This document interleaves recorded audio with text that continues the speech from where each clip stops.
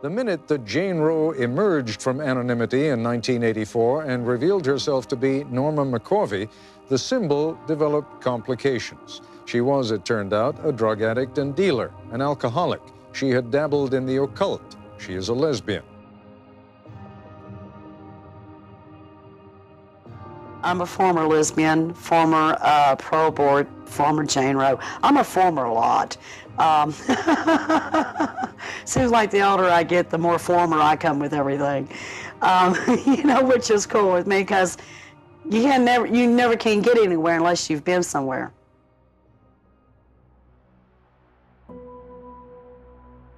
I've cheated people out of money. I've sold drugs. I was an abusive alcoholic for, many, many years.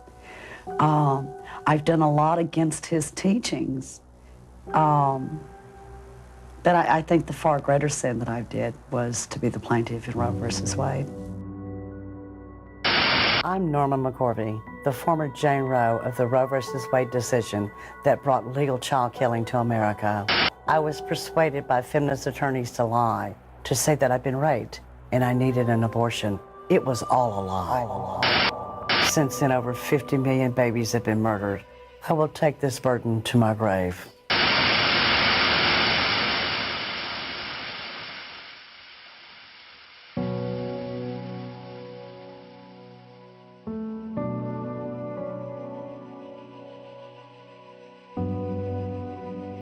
Norma Leah McCorvey, born September 22nd, 1947. She left this life on February 18th, 2017. Norma was the Jane Roe of Roe versus Wade.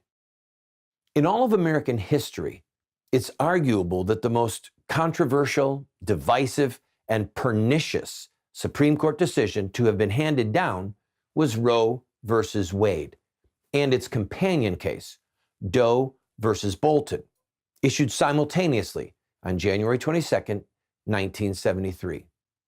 These two cases struck down the abortion laws of all 50 states. Roe versus Wade declared that abortion was a fundamental right and that an unborn child had no legal right to the protection of law.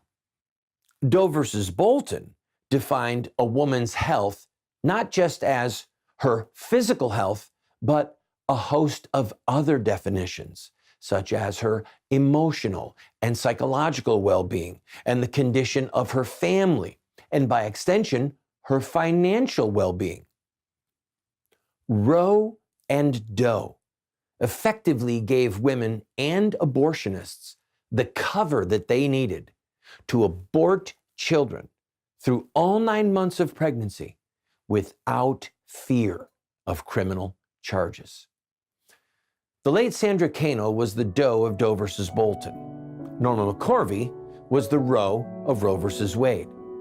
Both of them converted to Christ, repudiated their belief in abortion, and sought to overturn the Supreme Court cases that bore their fictitious names. This film deals with Norma McCorvey, or Miss Norma, as many of us called her. I met Norma McCorvey for the second time in 1995, right after her conversion. Over the years, we became close friends, participating in multiple pro-life events together over nearly 2 decades, traveling to multiple cities, talking on the phone, emailing, texting. She even stayed with my family in our home for an entire month during a rough stretch in her life. We're going to share with you some of our memories of Norma's conversion to Christ, as well as her efforts and her legacy to end the killing of children by abortion in America. We believe what Norma believed. We fought with her in the battles she fought. With few exceptions, the secular press never understood her. Worse yet, they did what they often do. They lied or they shaded the truth. For example, a journalist named Joshua Prager did an article on Norma in 2013 for Vanity Fair, in which he framed Norma as a phony an ideological orphan, a woman doing what she did for money. That same journalist did another article in January of 2017, just before Norma died.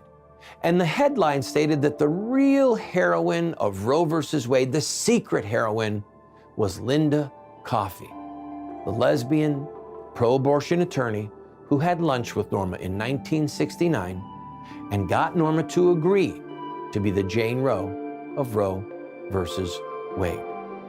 The article clearly celebrated Roe versus Wade, a decision which has led to the murder of millions of babies.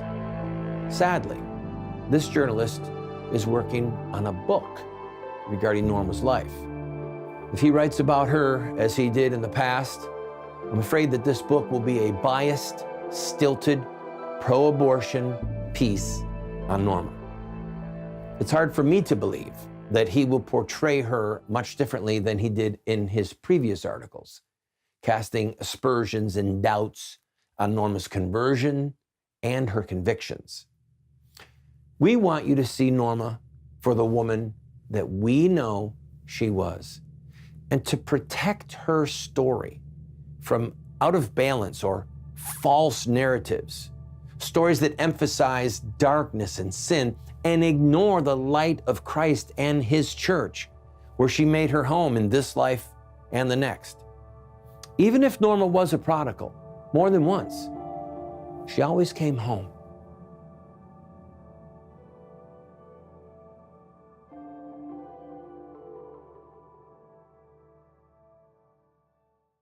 Norma's early life was chronicled by her in her first book, I Am Roe.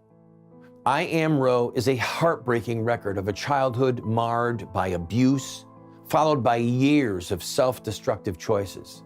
She said of herself, I am a rough woman, born into pain and anger and raised mostly by myself. I went to reform school, not high school or college. I have a bad temper, and oftentimes I lose it. I am my own worst enemy. Norma was born Norma Leah Nelson to Olin and Mary Nelson in Simmsport, Louisiana. Her father's mother was a prostitute who ultimately owned and operated a house of ill repute, which Norma visited to see her grandma. Norma's mother was physically beautiful, but cruel and extremely loose in her morals. Norma wrote sadly about her mother constantly cheating on her father, and her father struggling with his TV repair business to provide for an unfaithful wife and a family that was disintegrating. When Norma was 10, her parents moved to Texas, where they separated and divorced when she was 13 years old. Her mother was verbally and physically abusive. She beat Norma ruthlessly for small childhood infractions. She locked her in a closet for hours. She verbally degraded her mercilessly, calling her vicious names. So Norma decided she needed to run away. She stole money from the till of a service station and with her 10-year-old friend ran away to Oklahoma. When they were apprehended by police and returned to Texas, a judge sentenced her to 1 year in a Catholic boarding school for girls. Norma testified that she was sexually molested by an adult female while she was there. During one of her many conflicts with authorities in the school, she exploded in rage at one of the nuns, who then sent her back to the sentencing judge. She was 11 years old. He sent Norma to a state reform school for girls in Gainesville, Texas, where she spent most of her time until she was 15 years old. Before her conversion, Norma wrote that those years in reform school were the best years of her life. Life was stable. She wasn't being beaten by her mother. She had friends. She had teachers that cared about her. She returned home for good at the age of 15, and the cycle of conflict with her mother started again. This time, her mother sent her to live with a distant male relative in Louisiana. In the 3 weeks that Norma was there, she tells of being raped by him every night until her mother came to visit and saw the horrific shape Norma was in. Norma told her mother everything. Her mother cussed out the man. The relative denied everything and called Norma and her mother whores. Sadly, her mother never pressed charges. She just took Norma home. Norma then started working as a roller skating waitress at an outdoor hamburger joint. It was while working there that she met her future husband, Woody McCorvey. Just after Norma turned 16, they were married. She said that her marriage to Woody McCorvey was one of the worst decisions of her life. They moved to California. A few months later, when they found out she was pregnant, he beat her viciously, accusing her of being unfaithful, which she was not. Norma filed a complaint with the police and fled back to Texas, again moving in with her mother. She saw Woody McCorvey 2 more times, once at her mother's house while she was pregnant, and once more in the hospital after her baby girl was born. And she never laid eyes on him again. During her pregnancy, she started frequenting a lesbian bar for friendship and acceptance, and slowly became part of that social circle. When her baby girl was born, Norma hoped that she would become a good mother and raise her daughter with some level of normalcy. She never got the chance. Her mother, who was violently opposed to Norma's lifestyle, literally stole Norma's baby. She hid her from Norma and told the police that Norma was an unfit mother. Soon after, when Norma was back in her mother's house, tired and hungover, her mother tricked her into signing documents that legally granted custody of her daughter to her mother. We know that in court, such surrender would never have stood the test of law, but Norma was so beaten down as a 17-year-old girl and so ashamed and depressed of certain of her choices that she never fought her mother. She accepted the decision and moved out. Norma saw her daughter on and off over the years at her mother's whims.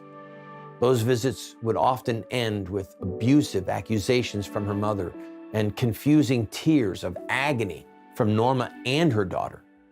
Norma's bitterness toward her mother stayed with her until the writing of her first book. The next 4 years of Norma's life were a blurred kaleidoscope of drug abuse, alcohol abuse, odd jobs, carnival barking, drug dealing, and promiscuity with women and men. It was a tragic story of self-will run wild, resulting in 2 more babies being conceived. The first baby she immediately placed for adoption. The second baby, the Roe baby, she sought to abort. A couple of years later, got pregnant again. Didn't want to have it. Didn't want it in my body. I wanted to kill it. I wanted to have an abortion. I went to an illegal abortion clinic in Dallas. I had $250 of my rent money saved up. There was nobody there. Well, I went to this attorney, and he treated me pretty much like a word I can't say anymore. He said that he just knew of these 2 young law students who just graduated college, Sarah Weddington, Linda Coffey, and that they were trying to challenge the Texas statute on abortion. I mean, it just went right over my head. I mean, I didn't have a clue to what he was saying. And would I like to meet these 2 women? Sure. We'll hear arguments in number 18, Roe against Wade. After the Roe versus Wade decision, Norma lived in relative anonymity with her lesbian partner in Texas. Together, they ran a small cleaning company and lived week to week financially until Norma came out as the Jane Roe of Roe versus Wade. In 1989, NBC released a made-for-TV movie based roughly on Norma's life. The Norma character was played by Holly Hunter. That movie and the press surrounding Norma's coming out propelled Norma into the public eye, where she remained for the rest of her life. My name is Norma McCorvey, AKA Jane Roe. We must link arm in arm to protect and uphold the right to safe and legal abortion. You were raped while you were in Georgia?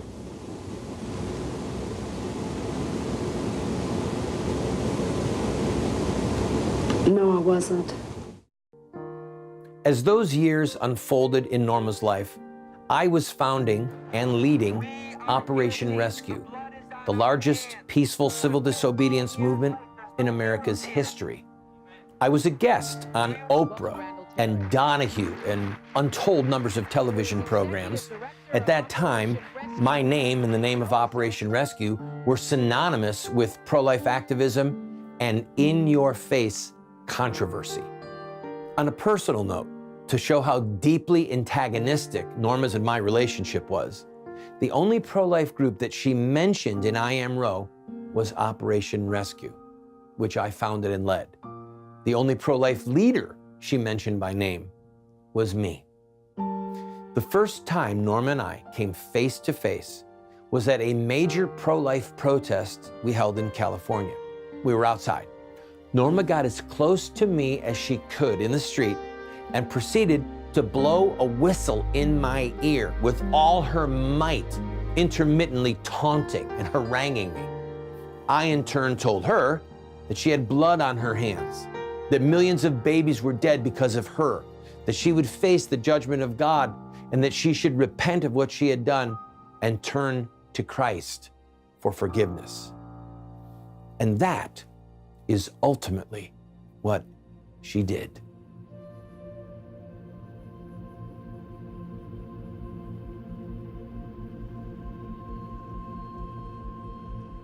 The path to her conversion was filled with miracles. It's a story so incredible that one is tempted to believe that it was written by and orchestrated by God Himself. When I first met Miss Norma, when she really knew who I was in 1994, when she'd come out with the book, I Am Roe, which is a terrible book. It's a foul, filthy, awful book. But that's what she wrote. Those were her words, and that's what she was, just tremendously tormented. And you could see it through the words of the book. It'd make you feel bad. She had a book signing down in Dallas, Texas, and I came there. Now, there were police all over one side of the road. They weren't going to let me in. They knew who I was. They weren't going to let me in. So I'm on the other side of the road, and I cry out to her. And he comes walking out of nowhere like God Himself, like the Messiah of all times. And he's got on his suit, and he's dashing. He looks great. And this is back in 1994. Norma McCorvey, as a result of what you have done, over 27 million little baby boys and girls have been slaughtered in this nation. And he tells me this, and it crushes me.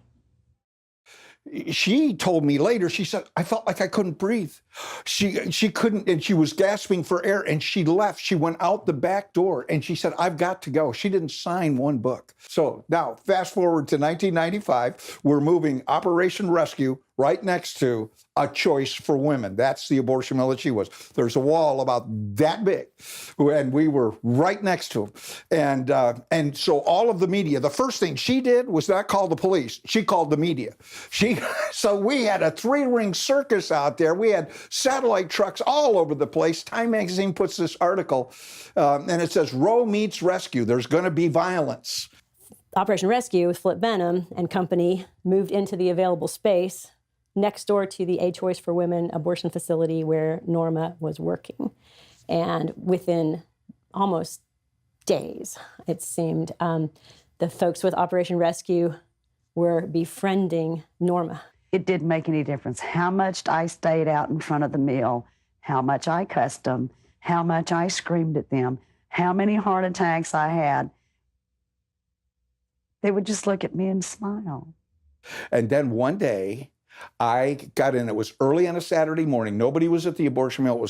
But she was there, and her truck was there, and she was there, and I was there. And I walked out of the car, and I was going into our office, and she came out of the door, and I looked at her, and I said, Miss Norma, what are we going to do?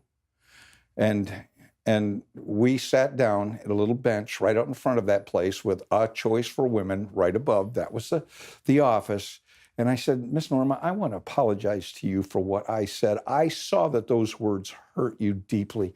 And she said, and her eyes began to, puddle up with tears. She said, I just couldn't breathe. I just had to leave. I did not know that she left and went out the back. I thought she just went on and did what she did. And I said, Miss Norma, I'm sorry those words hurt you so much. I didn't mean to do that. I care about you and love you enough to tell you the truth. This just started, and all of a sudden I became real to her. That won my heart. I knew that he had a gentle side to him. I just didn't know how deep it went. That got me. One of the volunteers was Rhonda Mackey. She had 2 little daughters, adorable, Emily and Chelsea, 7 and 5. And they would always greet Miss Norma. Hi, Miss Norma, how are you? And they'd play on the little sidewalk because they were right next to each other. There were 2 little girls, Emily and Chelsea. Emily was 7, Chelsea was 3. And they just loved her. And they said, Miss Norma, would you please take us to church? And she'd look at them and she'd say, how could I say no to these little beautiful children? I told her, can you go to church with us on the day when I kept on asking her every day on like Wednesdays or Saturdays. Every day I was there, I asked her to go to church. And I met 2 very enchanting children by the name of Emily and Chelsea Mackey. And they showed me that there was another way to live. And that way was to believe in God. And so it was a Wednesday night, and Norma went with the Mackey family to the Hillcrest Church in Dallas, responded to the altar call, gave her heart to Jesus, and left. I mean, within, days, left the abortion industry because she had come to the saving knowledge of Jesus Christ. Thank you for loving and setting me free. Thank you for giving your life, just knowing how I thank you. Jesus, I thank you.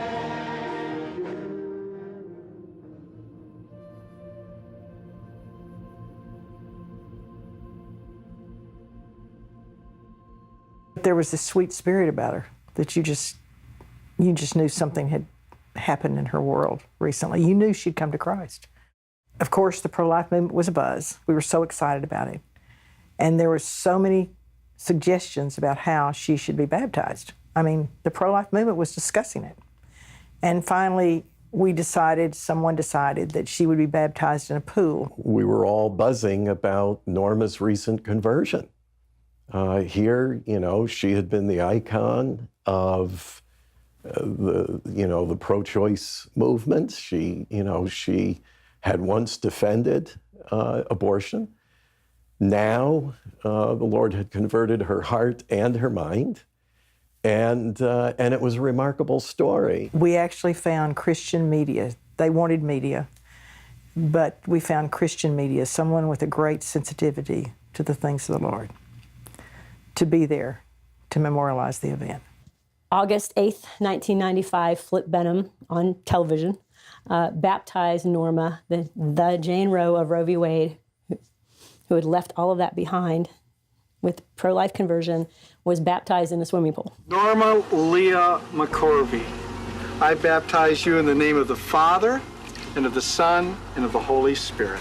Hallelujah!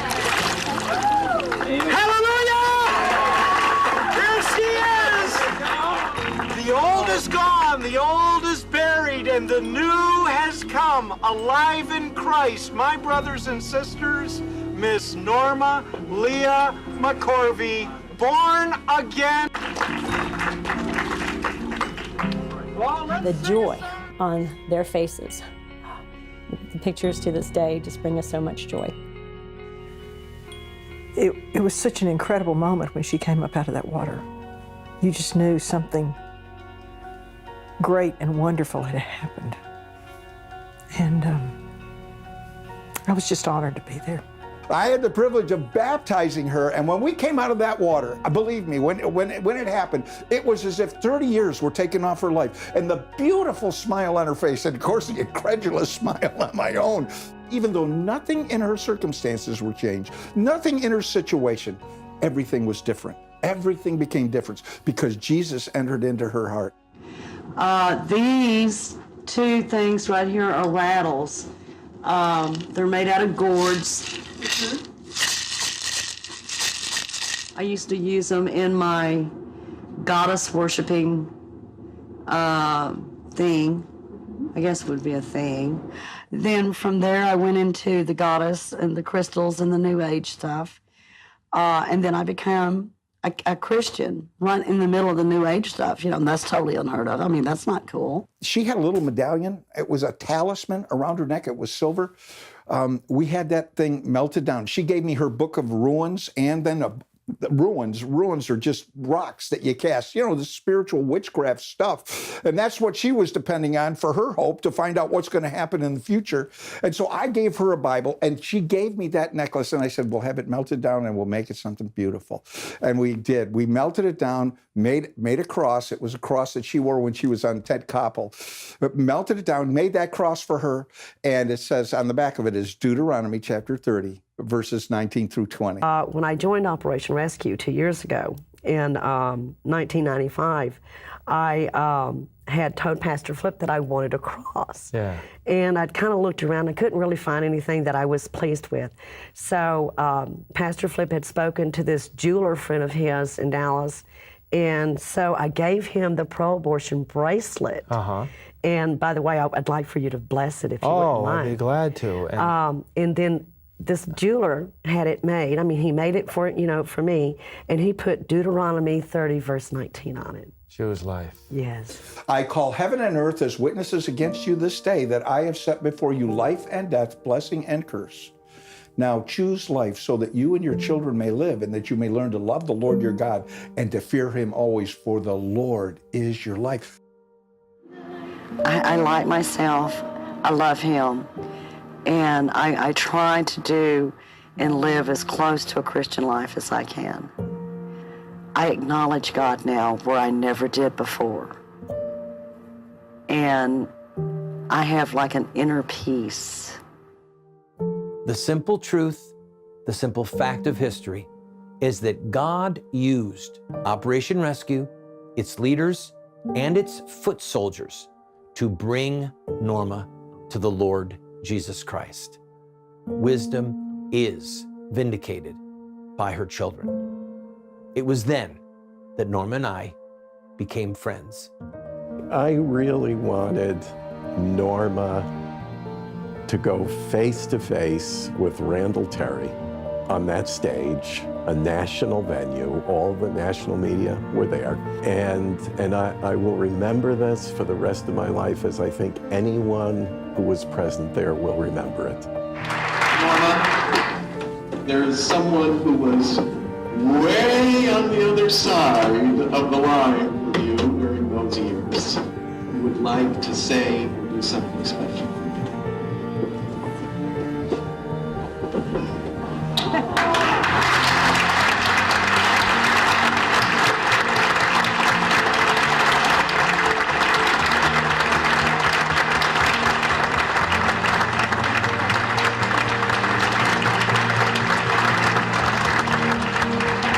I speak for all of us when we say, we forgive you in Jesus' name. That hug and those kisses sent a message that, first of all, no one is beyond forgiveness, redemption, and welcome.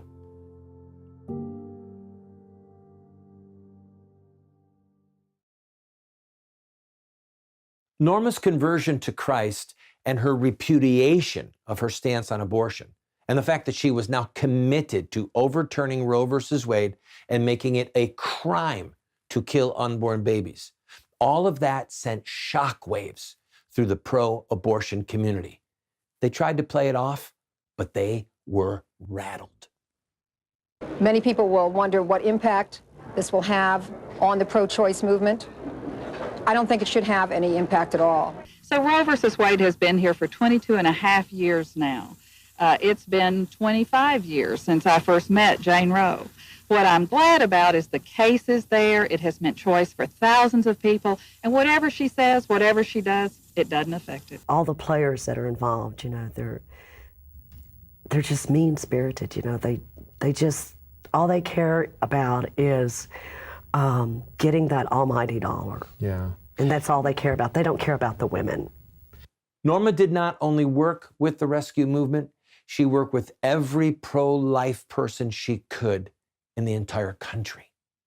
I'm down here in California, in San Diego, with Operation Rescue National. That's where I'm a missionary, and I'm a servant of Christ now. Norma and I traveled several times to Washington, D.C. to help launch several events. We traveled quite extensively and, again, tried to bring forward the not only the pro-life message, but to change and affect legislation along the way and to bring a message of hope and inspiration based on her own story, however complex it may be. I first met Norma at the Rose Dinner at the March for Life in the year 2000. And I just came up in a big crowd, a lot of people were around her. But I said, Miss Norma, I think you're gonna be involved in overturning Roe v. Wade someday. And she said, that's what I live for. Over the years, Norma's efforts to overturn Roe versus Wade and to save as many babies as she could took on many forms. She testified before Congress. She was arrested for peaceful protest at Notre Dame when President Obama spoke there. She was arrested protesting against the Sotomayor hearings for her appointment to the Supreme Court. She endorsed my campaign for the U.S. House of Representatives in '98, as well as 2012. And she was a part of the effort to overturn Roe versus Wade. Sandra Cano, who was Doe of Dovey Bolton, called me and poured out a story of fraud and deception. And I was going to meet her the next week in Atlanta where she lived, but I told her I'm going to meet Norma McCorvey again in depth on Valentine's Day, February 14th, 2000. Because after Sandra told me this story on February 11th, and I'd been praying, Lord, do you really want us to do this? And I told Sandra, and she said, Mr. Parker, Doe's been a doom on my shoulders ever since it came down. As a former Supreme Court plaintiff, I am entitled to the right to change my mind and to go back to the courts, even if I have to go to the Supreme Court, and ask them to reconsider Roe versus Wade. Norma and Sandra Cano, who was Doe of Dovey Bolton, those two women could file their own motions to set aside the judgment that brought legalized abortion to America. We presented over 5,000 pages of evidence, and the Supreme Court did not rule against Norma. They denied cert, which simply means we don't want to hear your case, and we're not going to. So it is not a ruling against her, but it says we're hardening our hearts. We used you once to make the law we wanted to make, and here you are again with massive evidence. We don't care. As much as I'd like to see Roe versus Wade overturned, I don't know if it'll happen in our lifetime or even in my grandchildren's lifetime, but it will happen. At Notre Dame, she had choice words for Obama. I'm sitting next to her as she's doing the Fox News interview, and she tells the reporter to her face what she thinks, and then goes on to describe why she should be given the honorary doctorate. And she should have. Imagine that if Norma McCorvey had spoken at the commencement address at Notre Dame, history would be different. Well, I came here to show my support for life and to get arrested along with all the other saints. for whatever reason God put you at the beginning, are you hoping to be at the end of the scourge of abortion? Yes. I'm just 61, so I have about 40 more years left. Amen. You did not abort your baby, did you? No, I never had an abortion. I never killed anything in my life. Well, except ants. Well, let's hope everyone will stop killing. I do too. Wouldn't that be nice? Thank you.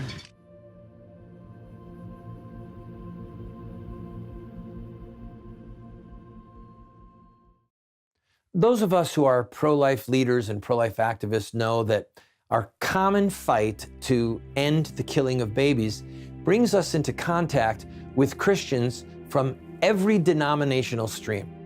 We share a Trinitarian baptism and a desire to save babies from death and make it a crime once again to kill an unborn baby.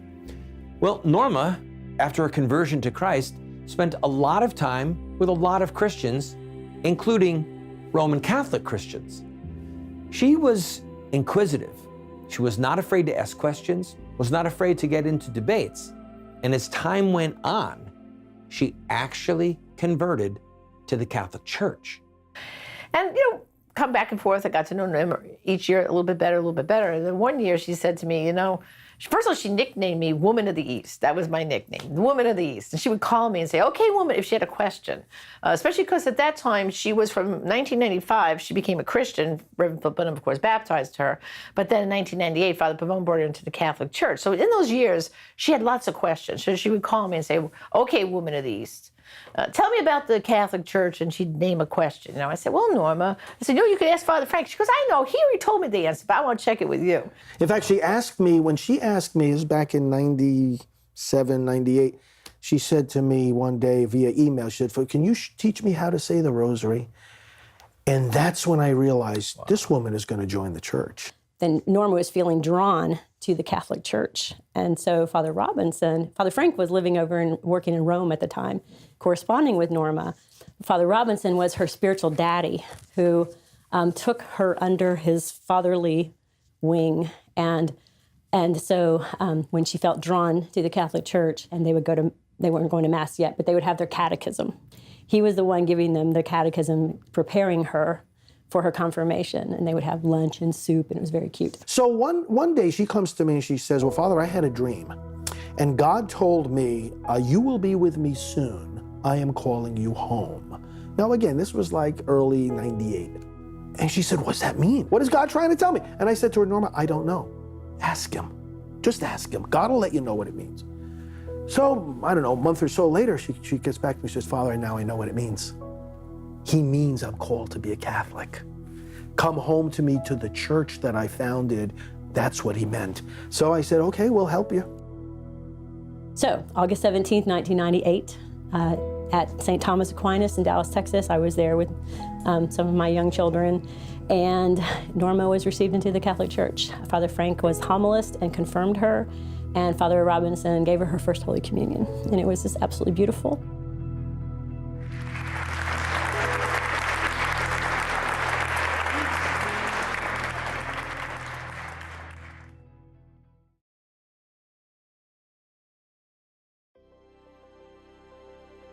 After Norma's conversion, she and I became friends, and over the years, we became close friends. We spent a lot of time together, and she had a decent group around her, people who loved her and who she loved, people who saw sides of her that other people didn't get to see. And all of us can tell you that being in a friendship with Norma was like being on a roller coaster at points. And at times, the roller coaster would go off the tracks. But in the end, we stayed friends. I first met Norma when Randall asked if I'd go to the airport to pick her up, and he said she might not be there. And I thought, might not be there? I don't understand. He said, just go, don't be late. So I went, and I thought, I don't even know what she looks like. How am I gonna figure this out? I just went, and I drove up to baggage, and there she was. I don't know how I knew who she was, but I knew it. I asked if she was Norma, Miss Norma, and she said, yes, get out of the car, come sit here by me, let me have a smoke. I was pregnant with my 5th child, and I was going to go to my first March for Life in January of 2000. and Norma was going also. She was going to be speaking. And so we went as a team. We went together. And it was a really special time because I was with Norma, but my name wasn't on the VVIP list for everything. And yet she said, we're together. If I'm not going to sit in this section unless my friend, my sister, comes with me. And she said, this was Norma in her Normaness, and she was always joking and cutting up, but she said, we're pregnant.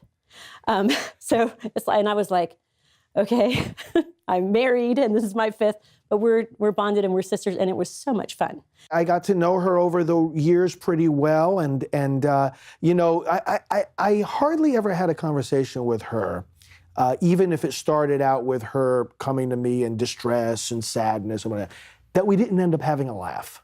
She was never far from being able to break into laughter, seeing the humorous side of things. And I think that was a gift that the Lord gave her, because her life was so filled with pain, so filled with sorrow. One time I was sleeping in her home in Dallas. She would have me stay there quite often. And she said, oh, don't mind my cat Maxine, Janet, but she likes to walk back and forth on the headboard when you're sleeping, so just ignore her. I said, okay, Norma, I think I can deal with that. And so one time when Women of the East came down to Texas, she said, okay, I've had it, girl. We're going to get a cowboy hat and boots. I'm going to make a Texan out of you. And so we had the funniest time going shopping, and she charged all kinds of hats on me and tried on different kinds of cowboy. I still have the hat and cowboy boots, by the way. If I had to pick a word to describe Norma, it would be feisty. She was very feisty. She had her own opinion about things, couldn't change her mind about too much.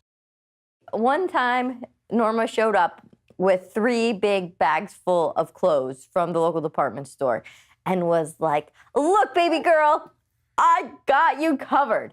And so we go through and we try these things on. I was so flattered. She thought I was 2 sizes smaller than I am.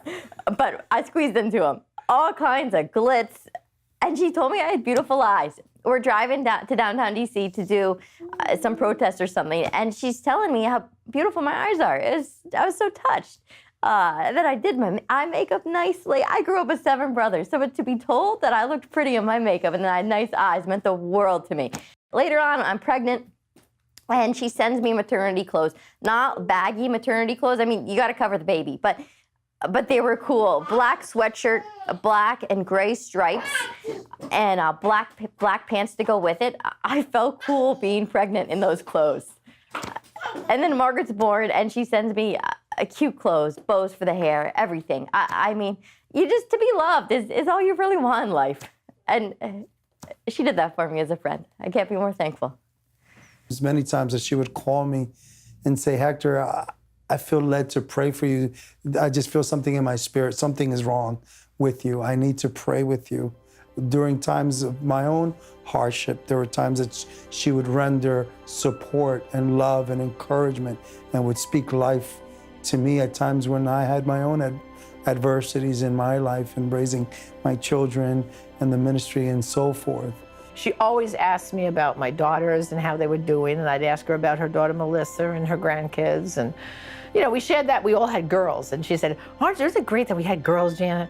Girls are better, aren't they, than boys? They're much easier, And I said, well, I don't know about easier, but, so we shared that common thing, that we both raised girls, I was in labor at the hospital, and Norma accompanied me with their prayers. They were outside of my room praying the rosary while I was in labor, about to deliver my son, Mike, who he'd gone to the March for Life with us, right? 5 months pregnant. We were pregnant. She's adopted us. And they were praying the rosary, and Norma was one of the first ones to hold my baby after he was born. This is what I really loved, everybody loved about Norma, was her humanity. We're talking about a real human being. Everybody wanted to put her up on a pedestal. Everybody wanted to make her a celebrity.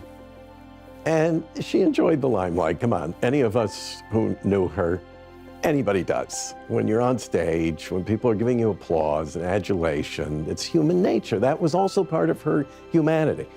But she was raw. She was raw in her humanity, unpretentious. You didn't have to guess what she was thinking, because she would tell you in no uncertain terms. I mean, there was nothing oblique, nothing politically sensitive, nothing deferential. It was like raw. She invited me to her house when she was living in Dallas. And she said, Father, I hear that Catholics bless their houses with holy water. Could you do that for me? I said, yeah. I said, I don't presume you have any holy water around. No, I don't. So we took a big jug of water like this. I blessed the water. We blessed the house. And then I said, well, now, Norma, you keep this water. And, you can dip your finger and you can bless yourself every day. Oh, that's wonderful. So she kept the holy water. About a month later, I'm talking to her on the phone. I said, so how's your supply of holy water? Father, don't get mad, but my friend and I, we forgot it was holy water, and we drank it. She loved to be sensational. She loved to be shocking. She loved to be contrary. I think she liked to be contrary. She's, I know she wasn't technically born in Texas, but she was a true Texan. She was hard-headed, and she spoke her mind. Norma was the typical Texas woman. And people in other parts of the country may have this view of people. I tried to hire a lady one time to move here from Ohio to work at our office. And she wouldn't come because she said, I just didn't want to become one of those Texas women that are subservient to their men and, the pregnant and barefoot and pregnant and do whatever their husbands tell them to do. I said, you have never met Texas women. If that's your view, I said, these Texas women you can push them so far, but not an inch further. And Texas men know where that line is. And if you were going to be around Norma, you better know where that line was too, because she'd be the most gracious, nicest, affable person you could meet. But if you cross that line, then things weren't quite as nice as they were the few seconds earlier. So she was so much fun. And she would always say something crazy. But she would walk up to me and say the strangest things. And I remember this one time we were speaking together at an event in San Antonio, and she walked up and said, I don't have a bra on. Okay. She had a little bit of mischievousness to her because she'd like to say things just to push a button once in a while. And she'd like to say something it's like sticking electrodes to a frog. Let's just do this and see how he jumps. But I remember her coming up to me and saying, and I rarely get these kinds of compliments, she said, you're looking really dapper, something like that. You're really looking dapper. And she said, you better be glad I'm not hunting men, or I'd put my hands on you. Now, I'm a minister, okay? So a clergyman instantly blushes, and I remember feeling the capillaries in my face nearly exploding, and she got such a kick out of that. She just loved humiliating me.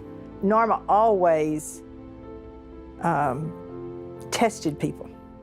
We were with a very well-known national minister at a banquet having dinner at the table. And Norma decided to tell him that she drank beer and played pool the night before.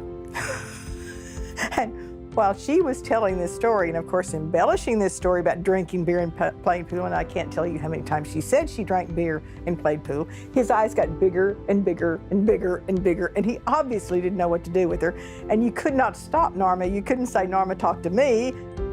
And she came across, to the average person that might talk to her, she might come across as not being very bright, not being very smart. And to reach that conclusion would be very, very incorrect, let's put it. Norma called me every day for about a month, and I was busy studying. I was in law school. I didn't answer, and then she stopped calling, and I realized that I'd hurt her, and I felt terrible. I called her back every day for a month, and what can you do? A year later, she called me, forgave me, didn't even say forgive me, but we just picked up where we left off. And I knew then you hang on to a friend. You hang on to, you make the time. So I made the time, texted back and forth every day, emails, phone calls. She came and stayed with us.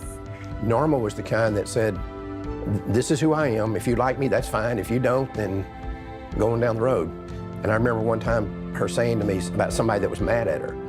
And she said, I made these people mad the other day. And she said, but you know what? They got a whole lifetime to get glad again. So that's the way it is. She was loved and cared for. I don't know how many people, I don't know anyone who has a network of friends that just take them in and take care of them. You might have one or two, but have a whole network across the country. That was an unusual situation, but Norma was an unusual person. Norma McCorvey was a great lady.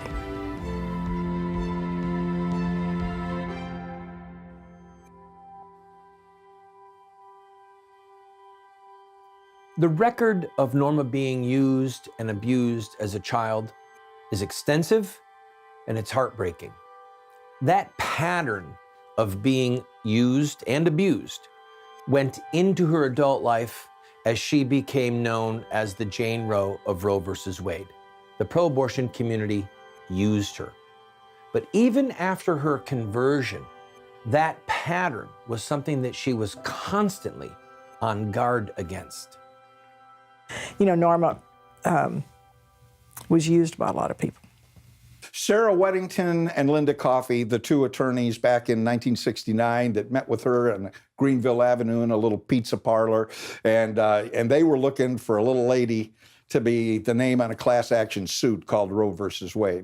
Sarah Weddington treated her like a piece of trash, but so did Patricia Ireland and what's her name, Kate Michelman, and all of those ladies, those Vassar yup-yups, they couldn't stand that little lady from the other side of the tracks who was attempted suicide, was a drug addict, was lesbian, and a lot of lesbian relationships, and just an embarrassment to them. They couldn't stand her. They could have cared less about her, and Norma made that very clear in I Am Roe and One by Love, her two books.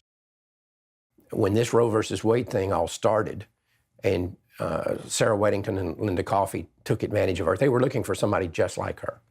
And Norma told me that. She said, I figured out later on they wanted me just like I was. Easy to control, easy to manipulate. You know, they're professionals, they're educated, they had all the things I didn't have. And, you know, she told me, she said, I was living in Lee Park. So she was literally homeless when all this thing started. And they knew that. And they knew she could be taken advantage of.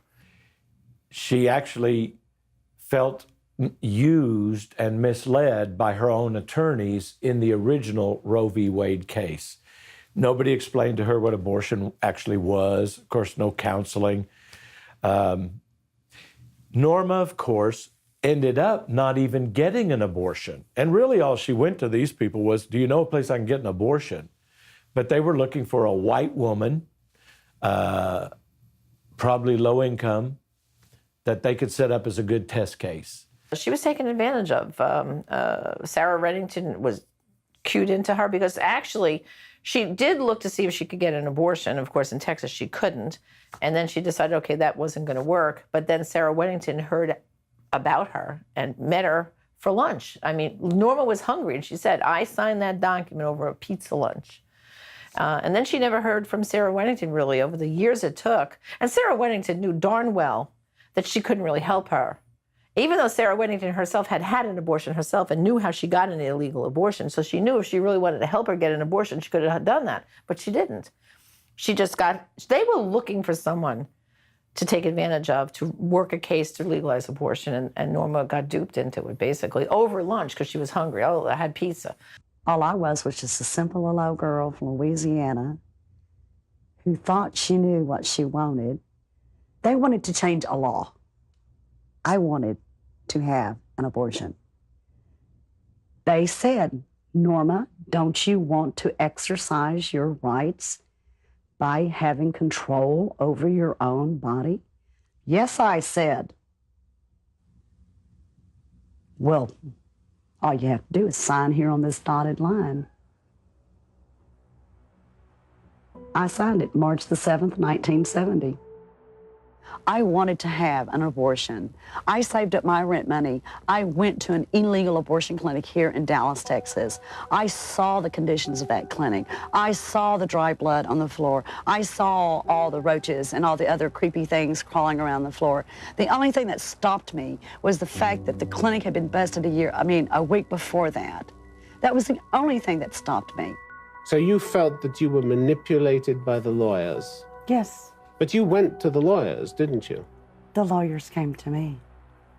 I was told by the attorney who was going to be handling my adoption case for the baby I was wanting to abort, that there were two women who were freshly out of law school who wanted to overturn the Texas statute on abortion. We met. They misled me. One time we all went together to a debate of Randall Terry and Sarah Weddington. And that was at SMU, and it was in 2002. So we were sitting with Norma, and kind of, you know, it was an interesting evening. It was definitely a lively debate. Sarah Weddington had just found out she had breast cancer.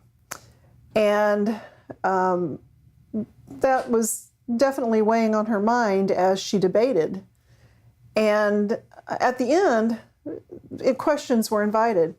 And to my surprise, Norma stood up to ask a question. And I thought to myself, this is going to be really interesting. And it was. It was. Norma challenged Sarah on how she'd been used by her and the things that had happened between the two of them, and was really very unhappy, very upset, very distraught about it. And I was expecting from Sarah, here she's facing a life trial, you would think that she would have more insight into things that are more important. And I was expecting her to say to Norma, gosh, I'm sorry, or gosh, you know, I've thought about that, and I meant to talk to you about it, something that was reconciliatory, and not at all. Sarah just didn't give her even the scintilla of compassion, which was so shocking to me that Sarah, facing something as serious as breast cancer, would long for compassion, and yet she was denying something like that to Norma. She continued to treat her so disrespectfully and so uncompassionately. It really broke my heart for Norma. And clearly it upset Norma that evening, and it upset Norma in general. When these people from Operation Rescue call me at home now, they don't say, hey, Norma, I wanted you to come down to the office, or hey, Norma, we're having a fundraiser. You know, you can get in and we're going to introduce you. We're going to acknowledge the fact that you're there, you know, but we don't want you to speak because you're a loose cannon, you know, and we don't want really loose cannons around, but we really do need you there because you're Jane Roe and we don't have any other choice. So go figure. You're saying that's the way you were used by the pro-choice movement? Yes, sir. She not only had a lot of guilt and so forth over the abortion issue herself, and the fact that she felt somewhat responsible for the deaths of all these children, but she felt like she had been hoodwinked. She felt like she had been taken advantage of. And she was, as a typical Texas woman, she doesn't like that. She's not going to like that idea that someone perceived her in such a way that they could take advantage of her, and that she fell for it. But what if they tried to turn you into some kind of a symbol? What if they tried to use you now the way that some people feel you were used by the choice movement before? We've already talked about that at great length, and there will not be any exploitation of my political status. Who's we? The right to life people. She was used by the pro-choice movement. And I'm not sure I want this anywhere, but she was used on this side too. Norma was a dire pro-lifer, but there were times she really felt used. And I think that just goes to show that if you don't have the personal element, you have nothing. It doesn't matter how pro-life you say you are if you don't have that element. And pro-lifers aren't perfect. So the people she was going to speak for weren't perfect. And none of us are. She was not perfect. They aren't. But she felt it when that friendship wasn't there. Even if the money wasn't there for a speaking fee, to acknowledge the fact that she was giving of her time and giving of her person. It's a horrendous feeling to have to describe what the abortion industry is, and then the conversion. And Norma gave of herself when she talked about her story. As her daughter, Melissa, was to my left and her granddaughter was across, I said to all of them, I said, what any wounds, any hurts, any ways that she may have felt exploited, I said, I want to, on behalf of everyone, but especially the pro-life movement, I want to ask for your forgiveness. We're sorry, and will you please forgive us?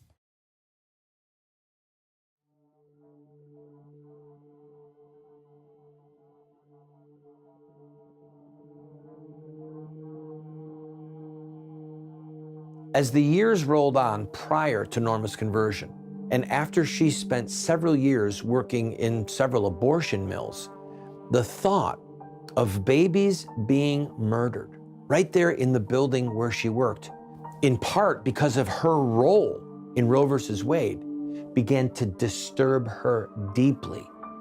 After her conversion, her role in Roe versus Wade began to haunt her even more intensely at points. One can barely imagine the weight of guilt that she bore in her soul. So after Norma had given her heart to Christ and all of her sins were forgiven and cast into the sea of forgetfulness, as far as the east is from the west, they were removed from her, which is forever, there was still torment inside of her. It was smoke, smoke, smoke, pot, pot, pot, take pills, drop acid, do masculine, do anything you can get your hands on. That was pretty much how I wanted to stay all the time. Just stoned. She knew who she was, and she wasn't always happy with who she was, and that was a problem. That was a sad thing to see. The definition for abortion hit me in the face. I could see little babies being pulled out of their mamas, but they were alive. That's what I lived with for the better part of 14 years. It's one thing to know God has forgiven you and receive his mercy, but it's harder to forgive yourself. And I think that was the thing that Norma always struggled with. She had literally told me, I know God's forgiven me, but I just can't forgive myself. And I said, Norma, wait a minute. You need to think about what you're saying there. If you're telling me that God has forgiven you, but you can't forgive yourself, then what you're telling me is you have higher standards than he does, right? Because he can forgive you, but you can't. I said, you need to think about that, because you're putting yourself up on a pretty high pedestal there when you sit there and tell me that my standards are higher than God, so he can forgive me, but I can't. But last summer when I talked to her, she wasn't totally beyond that, but you could tell that she was kind of making some progress. She was becoming more and more at ease and more comfortable with her situation. For years and years, I used to think that it was a woman's right to choose, period. But after working in 4 abortion clinics here in the Dallas area and learning a lot more, I started having inner conflicts with myself, Ted, and I really got extremely depressed when women would call into the clinics and want to make appointments for second trimester abortions. I'm proud to know that I don't have to go into another abortion clinic and watch women come out of abortion procedures crying and wanting to call their mothers. I don't have to look at dismembered bodies of children who've been ripped out of their mother's wombs. I don't have those nightmares anymore. I refuse to have those nightmares. I don't have nightmares like I used to. Mm-hmm. I normally sleep a full night's sleep now, but I don't know. It's something that you'll never forget once you see it. Yes. It's like a big nightmare. She knew she was forgiven by God and she'd repented, but every year, particularly around the anniversary of Roe v. Wade, and she'd feel another million deaths, and she'd feel responsible for that in a way. 2 times in her life when she noticed a children's playground empty, and it struck her. At first, she didn't know why it was bothering her so much, but then she always lived with this. There was this tinge of guilt, of even after she accepted the new life in Christ so radically that the very first time I did an interview with her, I said, "So, you're the Jane Roe of Roe v. Wade?" And she said, "No, Father, I used to be." the Jane Roe, but she's been laid to rest. I am a new creation in Christ. So she had a great awareness of that new life in Christ that we all share. But at the same time, I mean, we're human. The wound persists in some fashion. And so seeing an empty playground, I mean, who would look at an empty playground and get the thought across their mind, oh, it's my fault? She said, you know, Pastor Flip, every time I go by an empty playground, I just see that the children aren't there, and I'm reminded of what I did, and I can't even look to God anymore without shame. I just started praying to God to ask him to forgive me for helping Weddington and Coffee with the abortion, with the Roe versus Wade stuff. And I wrote empty playgrounds. I sit across from the playground that I had visited that eve with a small child, and that small child was Emily. I sit across from a playground. I visited today with a small child. I know of such places where children play. But sadly there's none of them here today. Empty playgrounds all around, playful children not to be found. She also told me a story once that she heard the sound of children's feet running through the abortion clinic where she worked before she gave her life to Christ. And of course she said, what is that? What is that? And she looked and there was nothing.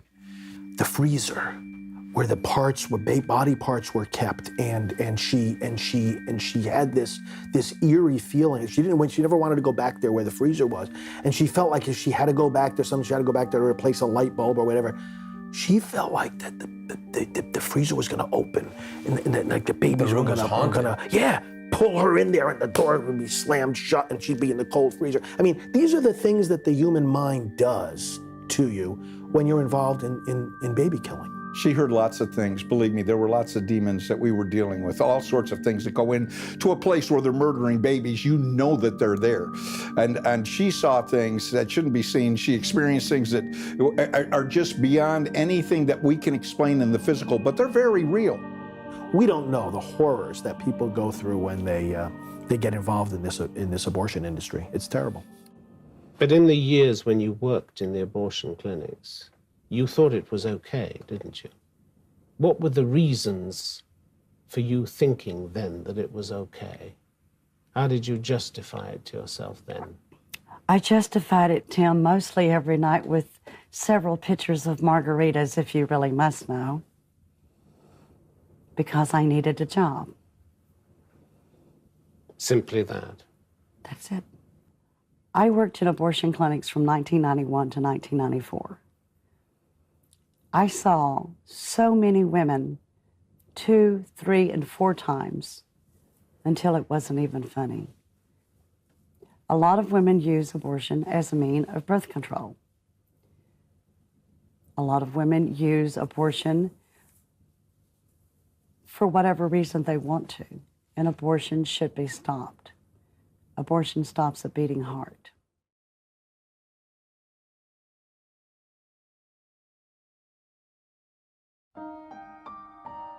In Norma's early life, she was a heavy drug user, a heavy drinker.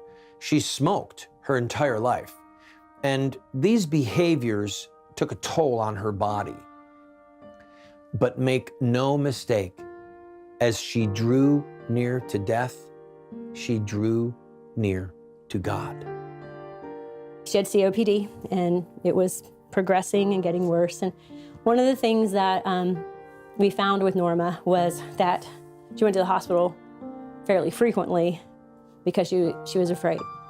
She was afraid she wouldn't be able to breathe, and so she would call 911 for the emergency vehicles to come and get her and take her. She felt like the Lord was saying, it's time to come back home. This very last time, hospitalization, the morning of February 13th, I received a group text from Melissa that Norma had gone into ICU that it was very, very serious, and they were not sure if she was going to pull through or not this time. And this would be the time to come. The doctors, we're not sure if this could be it. Got to spend very precious moments with Norma, her last days, holy ground. One of the things I was very blessed to be able to do as well was to bring, Norma's Catholic, I'm Catholic, to bring the prayers of the church to her bedside during these hours. Chaplets of Divine Mercy, what I call mercy songs, The Lord's My Shepherd, Lord, I Need You, Hosea, those kinds of songs. And the Rosary, of course. She said, I don't want to die.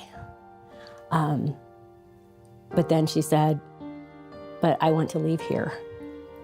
I want to go. And so to be at bedside with her and to be able to encourage her to say, Norma, the Lord loves you so much, and you are in the palm of God's hand. To see her, when we would pray for her, the rosary or the chaplet, she would be trying to bless herself. I mean, she was weak, but she would be trying to bless herself, and she would pray just a little of the prayers with us. She wasn't able to pray well, but her heart was there and she was praying. We could tell she was looking and seeing something or someone we could not see. But she reached up with her arms, and her hands were just like this, as if she was putting her hands around the neck of someone who was reaching and embracing her. She went from, where are the babies? She's concerned about the babies. Where are the babies? To look at all the babies. Norma said this. And then she had progressed from, I don't want to die, to, I'm ready. I'm ready. I want to go home. She would say, I want to go home. And I would say, you will be going home. And we talked about, that she would see Father Robinson and they would be together. And again, as I'm sitting next to her, she's as clear as day. She's looking straight ahead, and she said, look at these two babies right here in front of us. Of course, I didn't see them, but she just reached and embraced. And I'm like, Lord, you are so amazing. Found out from a friend who was there with the family, the songs that I had sent, these prayer songs, they had put the phone on Norma's heart so that the songs were playing, the prayers were being prayed on her heart, and she died of heart failure. So as she took her last breath, she was accompanied by those mercy songs and prayers.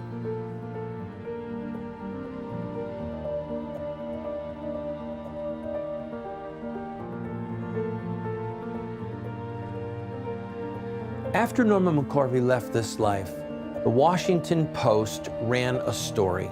And the final quote of the story was a quote from over 20 years ago, when Norma said that she regretted the fact that she was never able to obtain an abortion. This was deliberate deceit, casting an aspersion on Norma's character, on her conversion, and on her convictions. Norma left this life as a devout Christian, as an ardent pro-lifer, and we need to remember her in that light. God really has a lesson for the nation in her life, because she, for a time, as the poster girl of the pro-choice movement, she jumped off the poster.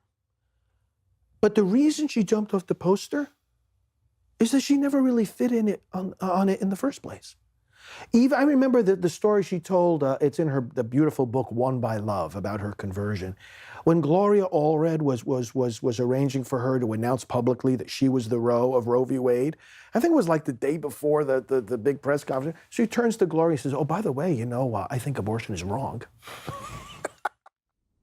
When she accepted Jesus Christ as her Lord and Savior, and she was baptized, and she was baptized by Reverend Flip Benham in a swimming pool. I mean, literally, submersion.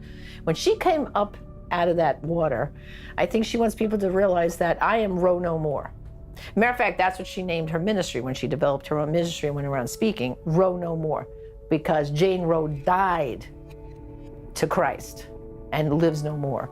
And I think that's the most important thing for people to realize. If Norma was still alive, she would want everyone to know that she did everything in her life that was possible to reverse Roe v. Wade. She went on TV, she went on radio, she traveled around the world, she spoke, and she did legal actions, including going to the Supreme Court itself saying, "This is wrong, stop it, reverse my case."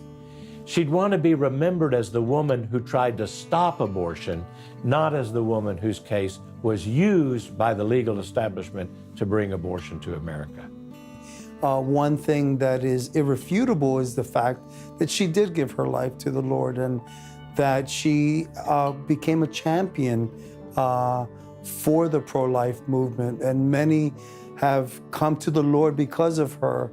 Many children, only in heaven will we know how many children were saved because of her incredible testimony. Whether she is a perfect human being or not is irrelevant, for the word declares that we all fall short of the glory of God. Whether she was passionate at one end or passionate for the other, ultimately she chose life.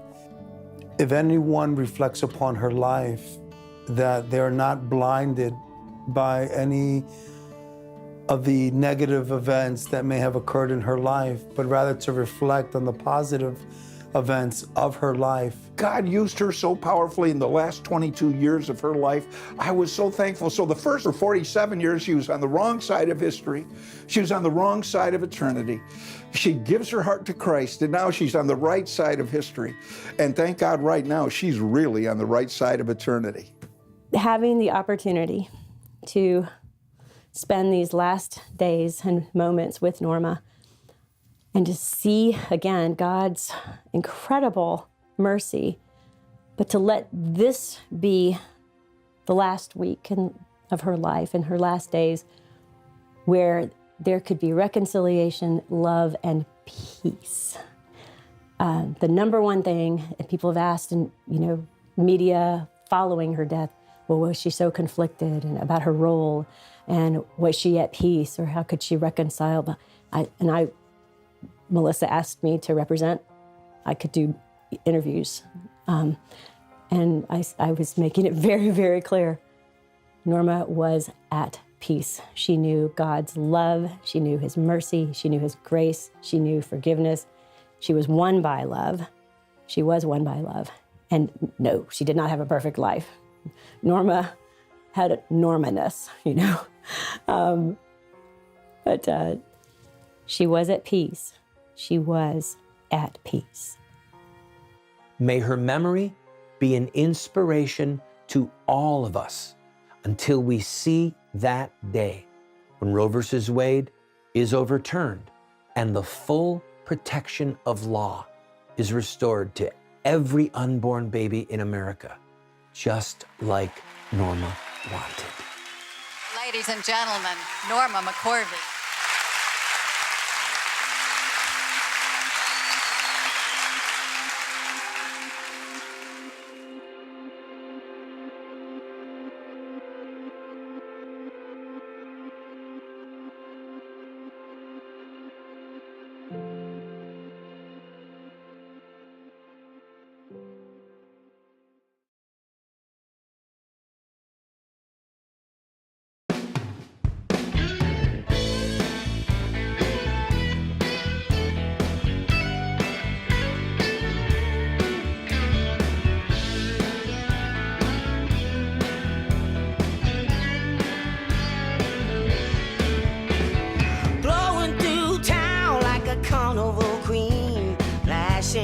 Texas grin, stumbling in the haze of a gypsy dream. Can't remember where you've been.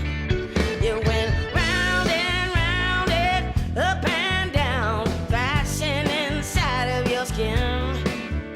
Hey, the boatman's toll nearly lost your soul as you came to the river's edge. It was a cold day.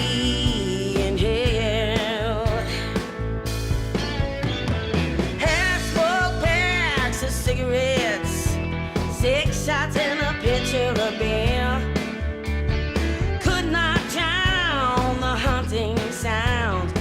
let go